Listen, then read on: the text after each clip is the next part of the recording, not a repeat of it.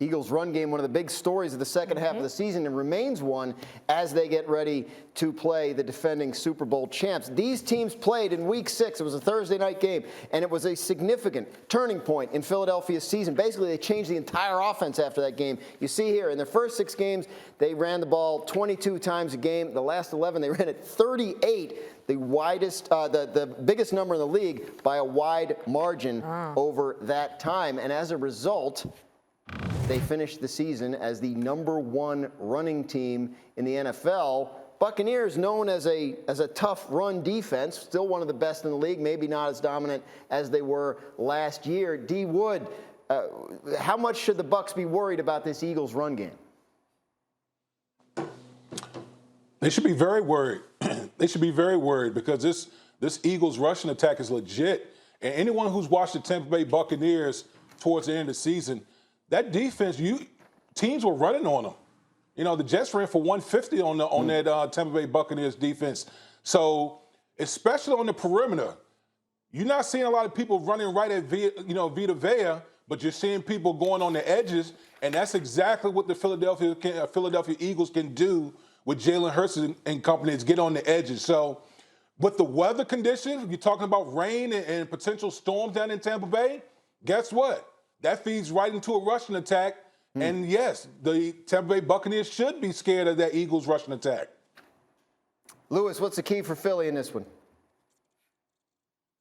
Yeah, look, I think playing to their strength, they're not going to deviate now simply because Tampa Bay has had a history of being good against the run. I think the RPO game has to be huge. Jalen Hurts has to be huge. His decision-making in the run game is just as crucial as it is in the pass game, meaning when to give it, when to go ahead and pull it and throw it. As far as the RPO, so his reads have to be clear, his vision has to be clear, and the offensive line has to establish the line of scrimmage. Look, we saw them on Monday Night Football against Dallas just last week run the football with backup running backs and a backup offensive line as well as you could possibly run it. So they are adept at doing it. In the passing game, he's going to have to be big too. They're going to have to strike down the field with some big plays, and then defensively, keep the top on this defense, and don't let Tom just go crazy with Mike Evans down the field and beat you with the big explosives. Make him earn it. Hopefully you can get some turnovers too, but no doubt, control the line of scrimmage and control the game offensively, because that's how they got here in the first place. Diana, you said that you thought the Eagles' defense would actually be a big key here. Yeah, look, there's tons of matchups here that we're going to keep an eye on, and Lewis just pointed to it, but let's just go macro on this with the Philadelphia Eagles this season. They lose to good quarterbacks, and they win when they play bad quarterbacks, right? So they lost this year to Dak, Jimmy G, Justin Herbert, Tom Brady. They've won against Sam Darnold, Jared Goff, Zach Wilson, Taylor Heineke. So this defense is really going to have to step up to the challenge here because they're playing one of the greatest quarterbacks to ever play the game. So when you just look at this game, big picture, this is just a stat and the reality that you can't really ignore. So, I mean, right, that obviously, if it's a good quarterback versus bad quarterback thing, Tom Brady is clearly a good quarterback. Lewis, when you do look at that Philly defense, do you see any particular aspects of it that are well suited to try and slow down this Buccaneers offense, or are they in huge trouble?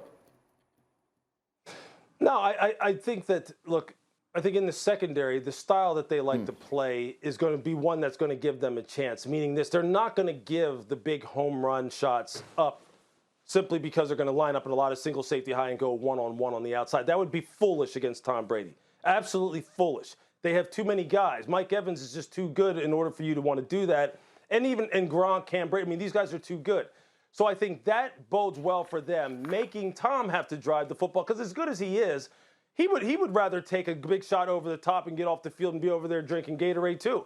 So making him go the long, hard way, making them one-dimensional, shutting down that run game and making them one-dimensional is exactly what they want to do, because now you know you're working with a limited menu as far as what you need to defend.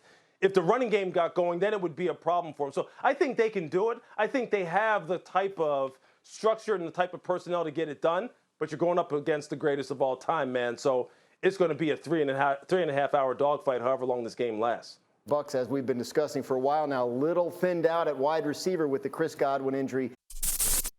Thanks for watching ESPN on YouTube. For live streaming sports and premium content, subscribe to ESPN+.